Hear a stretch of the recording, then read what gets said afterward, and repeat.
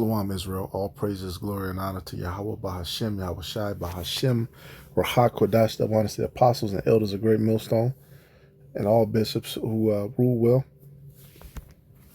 Salutations, blessings, peace to the elect, pushing the word across the four corners of the earth, risking your life to do so, especially during now. All right, we don't have long. We don't have a long time, so leave it out there. Leave everything out on the battlefield. I'm the brother Shaman of Great Millstone, Chicago, and want to do a response to Captain Tazariak, or whoever else in Israel, because we have a lot of Americanized Israelites. You know you're an Israelite, but you embrace the ways of the West over the ways of the scriptures.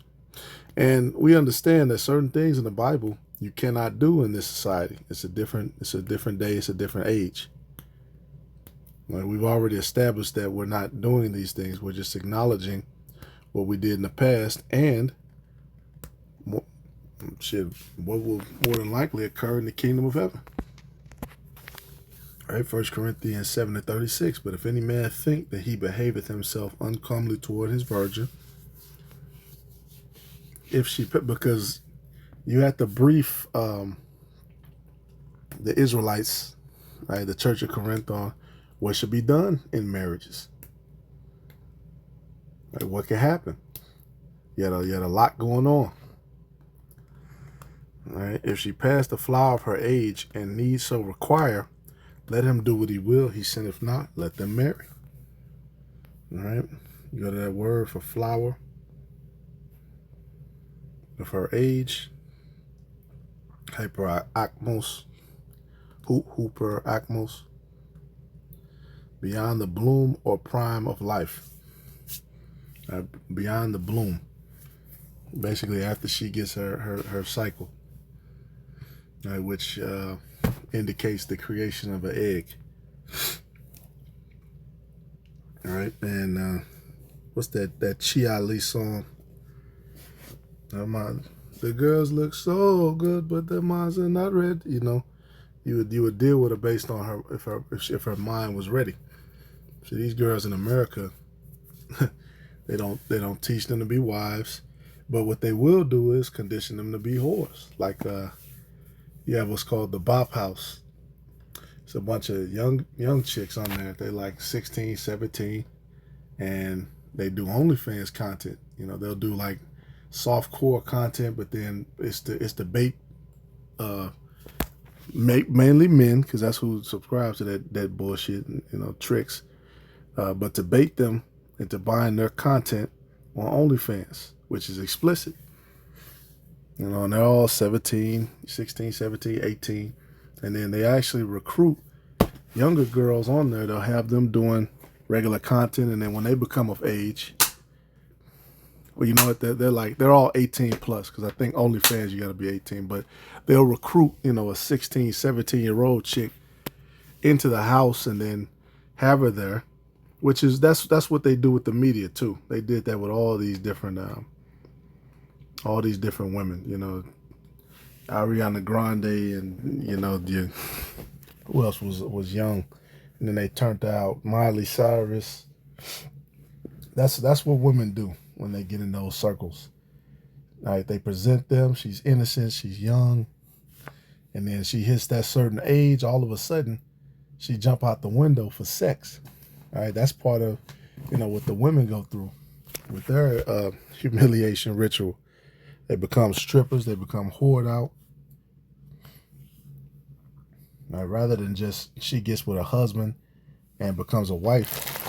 No, she has to become a hoe. All right, and that's what this kingdom teaches. All right, they'll let the young chick in the club. She's underage or whatever.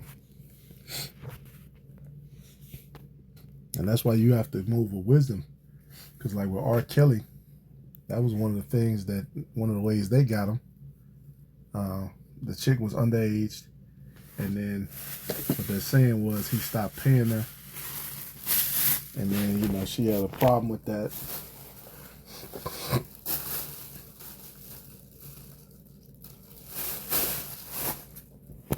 But all them women chose up on him, though. All those women chose up on him. So let's play Ask a Christian, right? Because, you know, you have all these experts out here in Israel who want to slander us on the internet, which is ultimately gonna reverse onto you. The scriptures talk about a false witness. Right? None of us is doing this. These are ancient world customs we're talking about. All right, it says this is the thread, Ask a Christian on Reddit. It says 1 Corinthians 7:36 basically says the age of consent is puberty, which it is, according to the Bible. Right, but we're not under the Bible in America. America is not under the Bible. Every Christian knows that. Christians all know that. Many would point to Romans 13:1 and say in modern times we have to obey the governing authorities, which is true, which we do. Right? All these unrighteous decrees and things that set up men for if you do get married under the state, which you should never do. Never make a covenant with the heathen. But if you do, she gets half. Plus child support if you have kids. The question in certain countries, age of consent is somewhat low, 14. Many people where the age of consent is higher, say 16 or 18, will look at those countries' age of consent laws as immoral. The question is there actually any truth to this, or is this just ethnocentrism?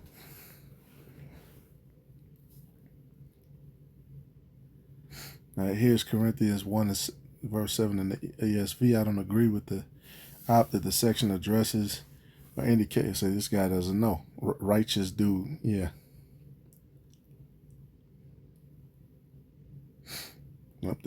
This person responded. They got it right. And you notice the guy who just said some bullshit. He got the upvotes. All right, the guy who actually quoted the scriptures and went to the reference, 0 likes. So it's not about likes. It's about who's right. But if any man think that he behaveth himself uncomely toward his virgin, we read that. Flower of her age, monarch, her first period. So basically the Bible permits that at puberty it's okay for a woman to get married. There you go. All right, it says the ancient Greek and Roman culture in Corinth was different than our modern Western culture. Okay, so this is a Christian, righteous dude, responded. Even 19th century England had different conventions than we do concerning at what age. Oh, this is England. This is the old Western culture, which was a branch. Which is a branch of Esau, basically, where they went in. Like it said, the serpent is loose for a little season. They added lies to everything. England had different conventions that we do concerning what age a young woman would marry. A woman older than X years was considered an old maid. The apostle went in on that story. If a woman get too old, she was called an old maid. If she don't have a husband, she's an old maid. I don't think we can infer that Paul's advice to Christian men and women in his contemporary culture is specified much about what governments in any century should legalize as age of consent. Let me see what he said. All right, here's another comment. That particular statement in there was right, though. The ancient Greek culture in Corinth, that was right. Until modern times, coming of age was based on the age of sexual maturity, and thus the age of marriageability. The concept of consent is a modern concept of the 20th and 21st centuries and would probably not have been fully understood even in the 19th century. Exactly. A lot of these concepts are new about marriage and with no fucking dating. That's a new concept. All right, and these women are through. I'm dating, and then I'm gonna use him for money, and then use him for free food, and then he works at the gym so he can show me how to work out, and then this guy knows how to work on cars, so I'm gonna use that. That's the new age. And then some of the guys she's having sex with, some of the guys she's not, because they're a bunch of simps and they're weak as fuck.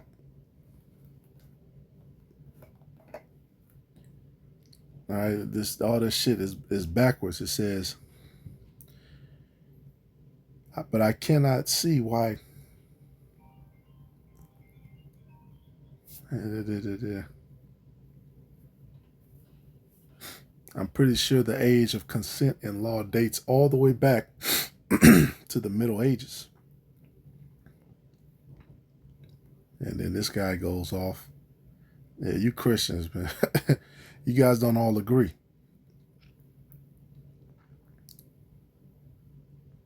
There's no central thought to Christianity. You have this person with this opinion, and then that person with that opinion, and then you stand next to each other. You have divisions. All right, denominations.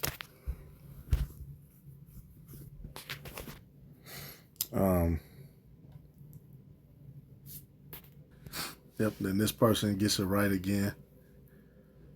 Flower of her age, monarch, her first period. So basically the Bible permits that at puberty, it's okay for a woman to get married. Real consent, blah, blah, blah, blah.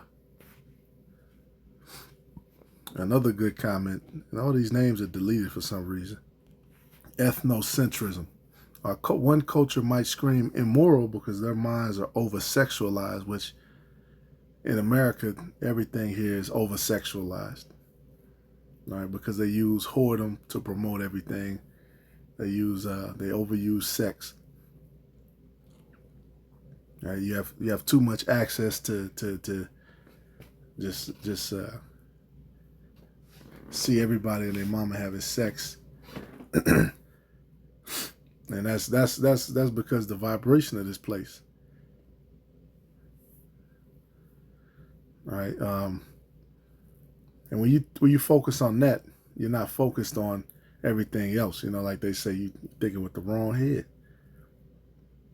It says, while the merry youth of the other culture are just fated to each other by families and don't really interact till later. Right? You have what's called betrothal, which if you break a betrothal, that's adultery. Towards responsibilities age and whatnot. The youth of the accuser culture will ironically all emptily fornicate, and at an earlier adultery, and at an earlier age, which that's not, it's going to lead to the cycle of adultery, right? When the dude gets with the woman and then she gets with multiple men. Let's clarify that. And you have to go to the law to see what certain things specifically constitutes as adultery. Right? Breaking a woman who's betrothed, dealing with a woman who's betrothed, that's adultery. And this comment is exactly right. The youth of the accuser culture, they're the ones who create the bigger problem, because they're going to do it anyway. Right? All American parents know what prom night is for. Send your daughter out. The dude comes with a nice suit. You know, now you might do the Martin speech, and it ain't gonna be no fucking, but she's still gonna sneak off and do the shit anyway. I'm going to a hotel party with my friends. Come on, man. Let's get serious. You have this person, no doubt of the West and American, but between a married couple, marriage is usually legal at 18. Duh. We're talking about the scriptures, though. This is the Ask a Christian room for form.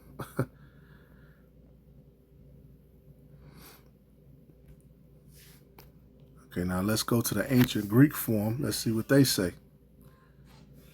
All right.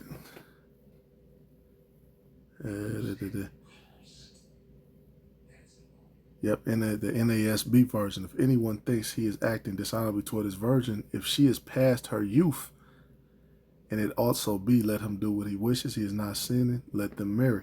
Why did these translations come to such wildly different conclusions? Because one is wrong and one is correct.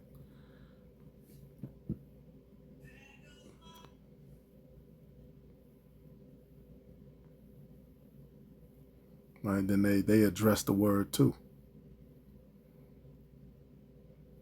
And this is how you evaluate the scriptures. You have to go into words.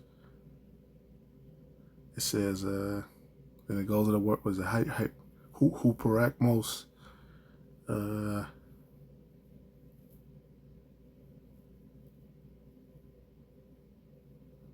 Most Bible translations, yeah, it says, I think both translations are trying to hide the most obvious meaning of the word due to prudeness, which is sexually well developed. Referring to the TLG here, which cites this passage for this specific reason. Most Bible translations, including the Vulgate, the Latin Vulgate, relate the adjective to the woman, which makes sense as this passage obviously seems to be about sexuality and seems to state that the man should marry his teenage fiancée if he wants to have sex with her, given she has had her period yet. Obviously, for us, this seems quite disgusting and criminal, but in ancient Rome, teenage girls were often married to older men when they were 13 or 14 years old. Past the flower of her youth would mean end of puberty, so 14, 15 plus. This is not Great Millstone. This is the internet saying it. And unlike many of you modern deviants, Jewish customs will have age mates marrying each other. Older man can get married to a young woman. Now it wasn't no 54-year-old with a 9-year-old. That she has to be past the flower of her youth. All right. No, it doesn't. It means ripe for sex, which is after the first menstruation. Furthermore, we ain't gonna quote that because that's not the scriptures.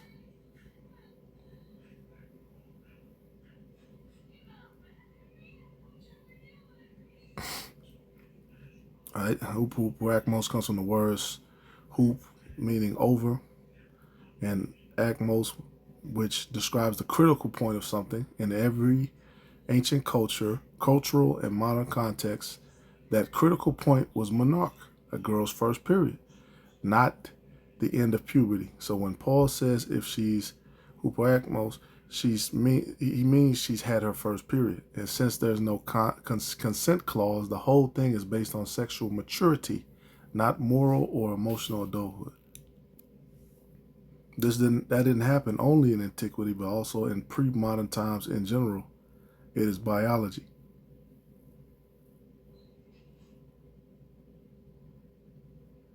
So, and then this guy just completely goes off. But as you can see, people know about this. So there you go. I don't need to keep going. But you have to ask people who actually evaluate the Greek, evaluate what's being said, and there you go. And these are Christians and more than likely Edomites who study Greek. All right, we're going to let them say it. All right, shalom to the elect and those who are diligent to know and understand the will of Yahweh Bashim Al Shai.